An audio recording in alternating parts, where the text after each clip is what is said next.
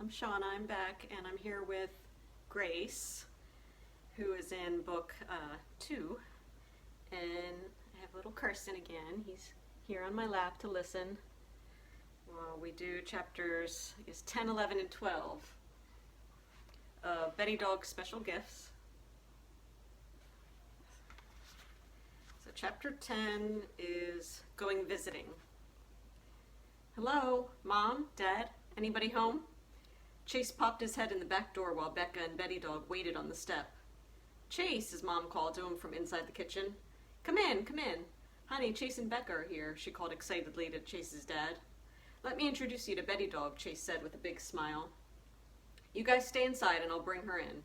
Just ignore her for a little bit while she sniffs you. I don't want her to get too excited when you meet. I just want her to be calm and relaxed. Okay, son, whatever you say, answered Chase's dad as he settled into a kitchen chair. I thought he was a computer guy, he said to Chase's mom. When did he turn into a dog trainer? Now be quiet and do what he says.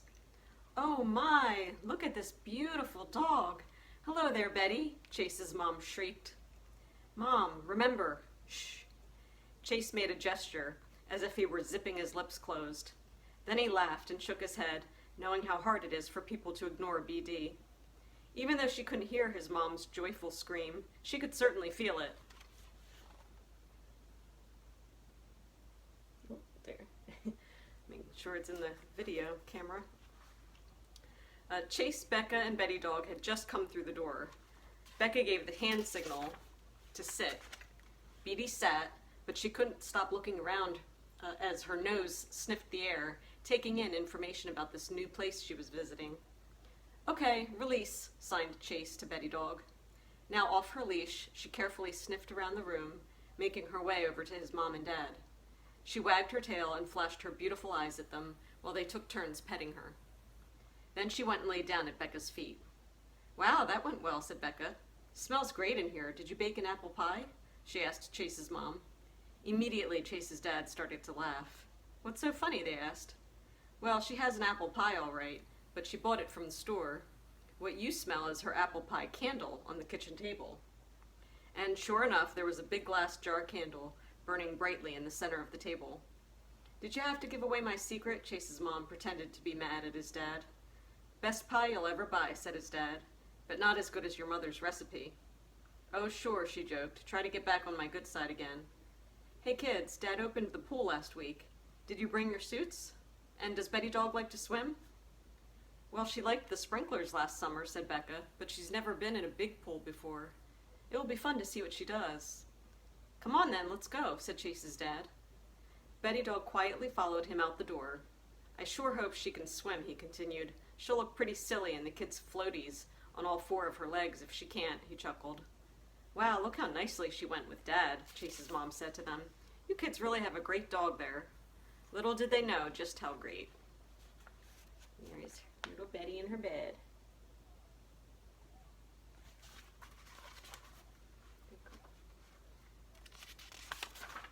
Chapter 11 is BD Smells Smoke. They walked around the pool admiring the clear blue water as it sparkled in the sun. Becca sat on the first step in the shallow end. Then she motioned to BD to come closer. Betty Dog took a few careful steps into the water and stood awkwardly, with the water reaching partway up her legs. I think she's deciding how she feels about it, said Becca. She may have to get used to it. Later, when we have our suits on, we'll try again and see if she wants to come in with us. Good idea, said Chase. Hey, come look at Dad's garden, said Chase's mom. Check out the tomato plants. They got up and walked over toward the patch of vegetables and flowers near the pool shed. Suddenly, they heard loud barking. Where's Betty Dog? Asked Becca to Chase. I don't know, he answered. I thought you had her. Then they looked up toward the house and saw Betty Dog at the back door. She was barking frantically and running to and from the door.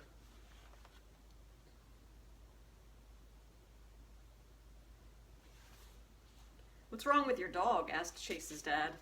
Looks like she wants to go inside, said Chase's mom. It looks like she's a little crazy, added Chase's dad. Chase, Betty Dog's still a little wet from the pool. Do you have a towel to dry her feet? Asked Becca. No, guys, something's wrong. What is it, BD? Chase ran toward the house. Then they all saw it at the same time. Smoke was coming through the screen door. Fire! Screamed Chase's mom. Call 911, yelled Chase. By now he was up at the door, pushing Betty Dog away. 911, what is your emergency? Asked the calm voice into Becca's ear as she held her cell phone in her shaking hand. There's smoke coming out of our kitchen, said Becca. What is your address? The kind voice asked. Is there anyone inside? Becca gave the address and told her, no, everyone is outside. Okay, good. Please stay outside. Do not go back in. Help is on the way. You people are very lucky, said the fire captain to Becca, Chase, and his parents as they stood outside a short while later.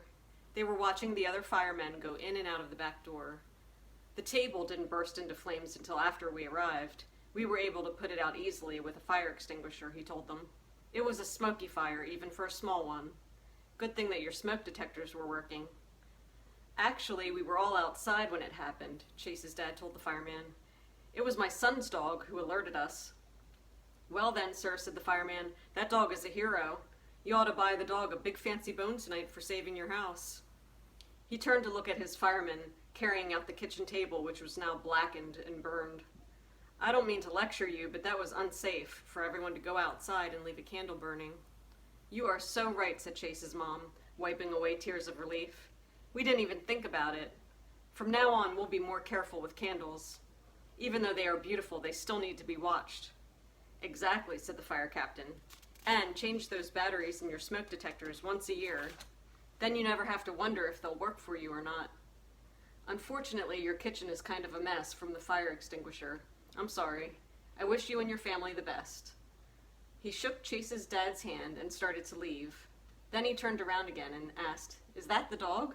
Pointing to Betty Dog. The Dalmatian? Everyone nodded at the same time. Good job, fella. It's a girl dog, Becca called out to him. Her name is Betty Dog. Well, Betty Dog, it's been an honor to meet you. Job well done. Betty in her bed. Chapter 12 is The Hero.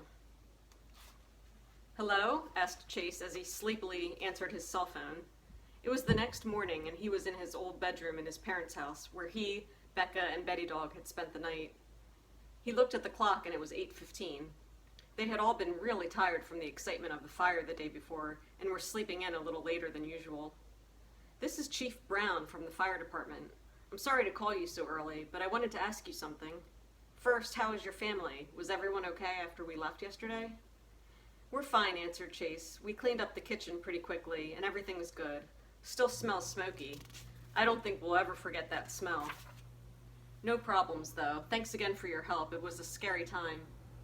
We were glad to help, said Chief Brown, and very happy that we came in time. Now I have a second question that I want to ask you.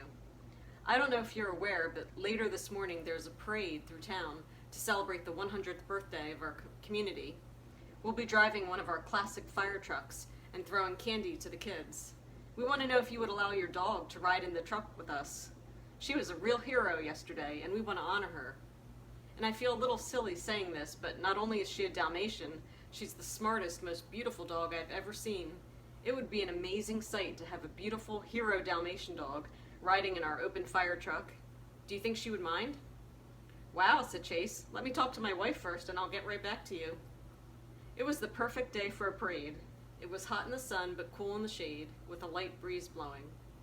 Families were lining up early along the parade route, and many were setting up folding chairs. Some kids had decorated their bikes with red, white, and blue streamers flying from the handlebars. Since the street was closed to traffic, they were allowed to ride around for a bit and pretend they were in the parade. One man even had his wheelchair decorated with flags and balloons. Somewhere in the distance came the sound of drums, followed by the policemen on their motorcycles. Then came the high school marching band, along with the cheerleaders as they waved their pom-poms in the air. After that came the old classic cars, all shined up. They were called antiques, and a lot of adults in the crowd were very excited to see them. Another cheer arose as the dazzling red fire truck came slowly down the street. Firefighters were wearing special t-shirts and throwing candy to the kids. And finally, there was a roar of delight as the crowd spied the Dalmatian dog sitting up next to the driver in the open cab. The story of BD alerting the family to the kitchen fire had made front-page news in the local paper. Everyone knew exactly who she was. She was a hero. She held her head high and looked happily over the sea of smiling faces and waving flags. In that moment, she looked like royalty. She couldn't hear them chanting, "Yay, Betty Dog, yay, Betty Dog," and "Beady rocks, Beady rocks," but she could feel the buzzing vibration from their happy clapping hands and thunderous cheers. She was the dog that the backyard breeder had not wanted. She was not defective. She was amazing and awesome. She was smart and happy. She was BD. She was Betty Dog.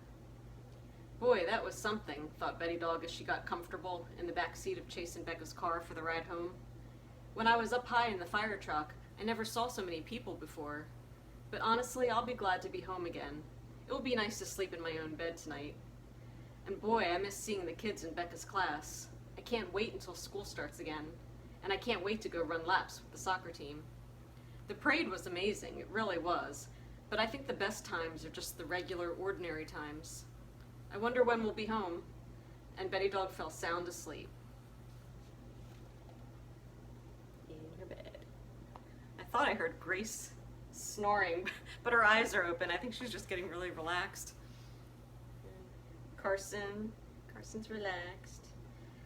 All right, well, thanks. And we will continue with chapter 13 and finish up the book in the next video clip.